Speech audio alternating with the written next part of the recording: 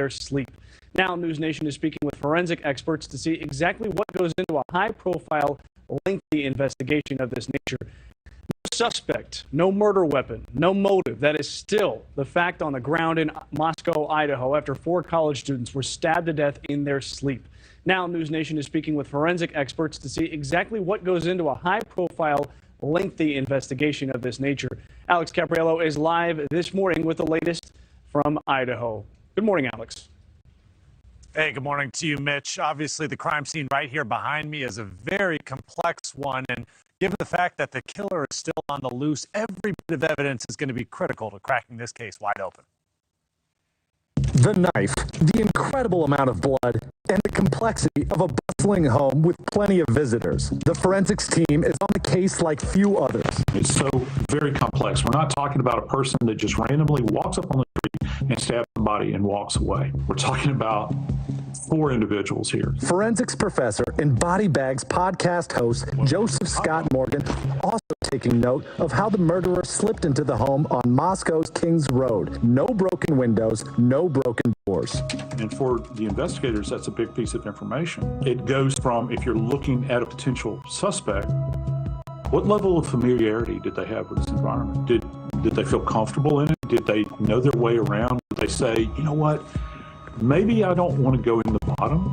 Keep in mind, the 2 people that lived downstairs, they didn't die.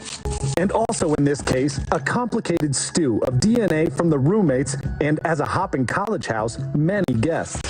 It'll spin, it'll inject the blank, it'll spin back. News Nation getting an exclusive look inside the Idaho State Crime Lab outside Boise. So this is the DNA casework lab. Ready for the complexity of this case and others. The lab demonstrating for News Nation how elimination fingerprinting works for cases with a crowded home or in a car with passengers. You can see that's a really nice print that you left on the glass. But Idaho's Director of Forensic Services reminds the public, speedy and slick TV evidence processing is not the real deal. We call it the CSI effect. Some people think, well, we should be able to do this, but the technology doesn't exist for that yet. Time certainly moving slowly back in Moscow with the decision to tow the victim's car weeks after the murders. Wherever it is they're storing them, I hope that it would be at the Idaho State Crime Lab, because at crime labs, they have actual evidence processing garages. At that scene, what did they have? They had a piece of yellow tape going around that was providing security. One solid tip, bolstered by the careful processing of a single clue left behind. The best hope to find justice for 4 young lives.